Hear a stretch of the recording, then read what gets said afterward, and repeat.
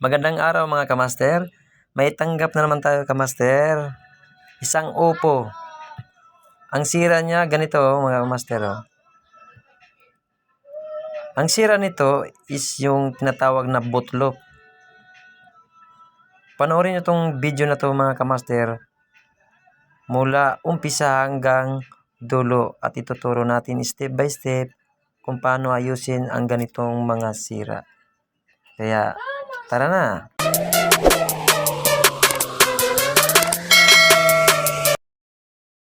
Kung naka-encounter kayo ng ganitong sira, yan, okay naman siya. Pag tinatanggal yung charger, nawawala.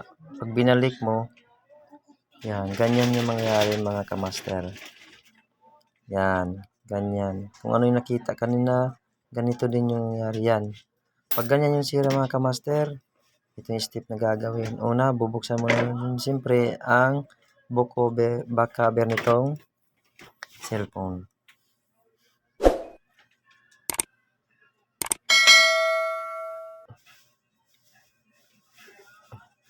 Tanggalin ito ng mga kamaster kasi ang ano natin ito kamaster, yung pinaka battery niya mga kamaster. Kasi naglulos na tong battery niya mga kamaster. Yan. Yung bakal ito sa battery, para makuha natin yung battery, tanggalin muna natin. Tapos, sundan mo lang ito mga kamaster. Kailangan natin ito yung ano mga kamaster, panghinang. Ang gamit ko ito panghinang mga kamaster, T12 na panghinang mga kamaster. Yung maliit yung dulo niya. Pang ano, dito, panghinang para dito. Kasi ang panghinang na ito mga kamaster, na-adjust yung pinaka ano niya, temperature. 350, 380. Yan, ganyan yung ano kamaster.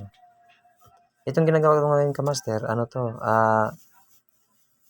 binubuksan natin tong ano, itong sa battery. Pero ingat lang kayo dito dahil baka magkadikit yung baling negative pa nito at mag-spark o di kaya ano to, puputok. Kaya ito, kung nakita nyo, plastic ano yung ginamit ko na pangsungkit, pangtanggal dito sa nakadikit. Pero ito mga kamaster, ano to, pwede naman to doon sa nakakabit lang doon, tatanggalin lang yung pinaka-connector ng battery connector, tapos doon na ano, yung doon hinangin. Pero ito, nilabas ko yung battery para makita nyo kung paano ginagawa na para safe. Kasi yung pag doon direkta talaga sa ano, yun lang yung ginagawa kung lagi mo tong ginagawang ganitong pagre-repair ng pag ano ng ano battery. Kasi yung kukunin natin dito, ang gagawin natin to yung pinaka-fuse niya. I-short po natin to mga kamaster, ang fuse na tinatawag. Pag naka-counter ka ng mga ganito mga kamaster, ito lang po yung gagawin nyo. Ayan. Excuse me. Yan, tinatanggal natin yung tinatawag yung fuse nito mga kamaster ng battery. Ganun lang, tatanggalin natin, tapos i-jumpera natin mga kamaster itong tinatawag na fuse. Marami na tayong ginagawang mga ganito mga kamaster na pag ganito yung mga ano, mga pag-bootloop, ito talagang ginagawa. Pero yung iba, minsan pag ano ka, charge mo, inano mo dun sa product schematic ng Senshai natin, sa USB device, minsan ang nakikita mo dun is, minsan naglulugo lang, tapos namamatay. Minsan ganun. Ito naman, iba yung style nito, nabubukas siya, pero pag tinanggal mo yung charger, nawawala, tapos pag binalik mo, nagcha-charge na naman, tapos, nagbubukas na naman tapos nawawala pag tinanggal mo yung pinaka-charger niya. Yan, ganito mga kamaster. Yan.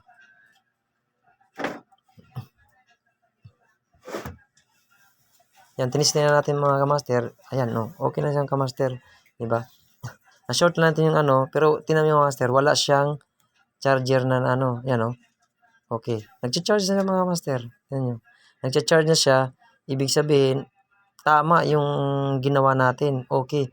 So, ang gagawin natin ngayon, i-off muna natin at i-fix na natin yung ginawa natin, ayusin natin bali yung battery na ginawa natin. Yan, no.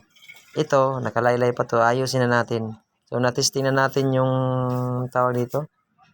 Yung ginawa natin na pag-short. Ganyan yung mga kamaster. Kailangan ititesting natin na kung sureball ba talaga. Kay yung iba kasi, minsan pag diniretso mo, yun pala, hindi pala yan ganun yung ano, may iba pa palang sira. Kasi may mga tendency nito mga master na ang minsan yung pagdikit ng tawag dito yung pinaka jumper mo is minsan tawag dito naglulos, ibig sabihin hindi tumatawid yung voltahe. Pero pag tinister mo ng digital tester, iba yung voltahe na lumalabas, hindi yung tinatawag na pag na jumperan mo na maayos, lumalabas yung yung pag na-jumperan mo maayos, na lumalabas yung voltahe tama. Kasi pag hindi mo to na-jumperan na maayos, mga kamaster, ang mangyayari, ganun din, bumabalik, akala mo, may ibang sira, pero hindi pala, dun sa mga pagja-jumper mo. So, itong pang-jumper mga master, sensitive ito. Hindi lang itong jumper na jumper lang. Kailangan tama yung pagja-jumper mo. Kailangan dikit na dikit. Ibig sabihin dikit na dikit, kaya tinatawag jumper kasi kailangan yung fuse na tinanggal mo, kailangan maidudugtong mo kung nag-jumper ka, maidugtong mo na maayos. Kasi pag hindi, magtataka ka, bakit nagbubutlop ulit? Yun yung dun. Medyo mag-iisip ka baka may ibang sira, pero hindi pala. Doon pala sa ginawa mong paghinang.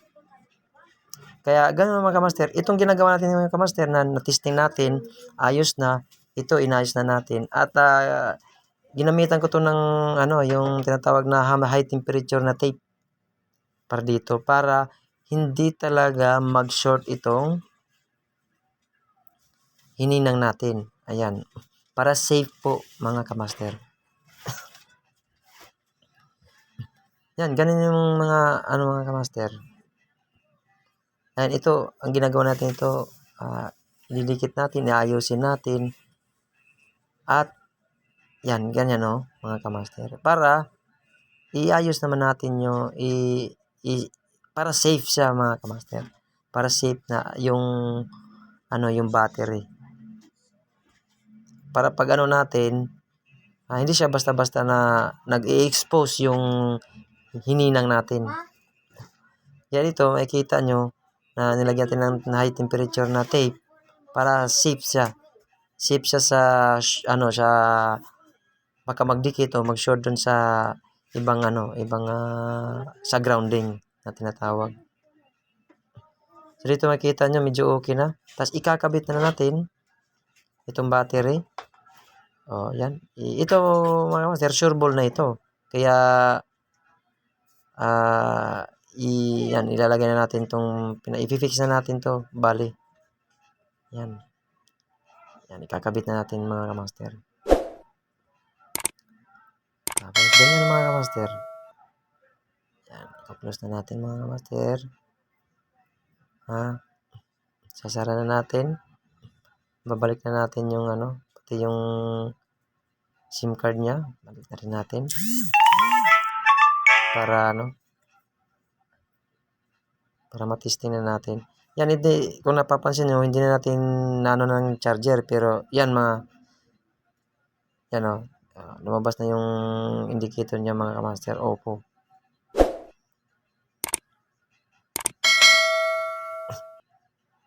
Yan, tumuloy na siya. Yan, okay na ito mga kamaster. So, ito yung fuse na tinanggal natin. So, yan, nagcha-charge na rin sa mga kamaster. Maraming salamat mga kamaster sa walang sawang panonood nitong ating video. Sana may matutunan kayo at magamit nyo sa inyong pag-DIY at pagre-repair ng inyong mga customer sa sarili nyong cellphone. Maraming salamat mga kamaster.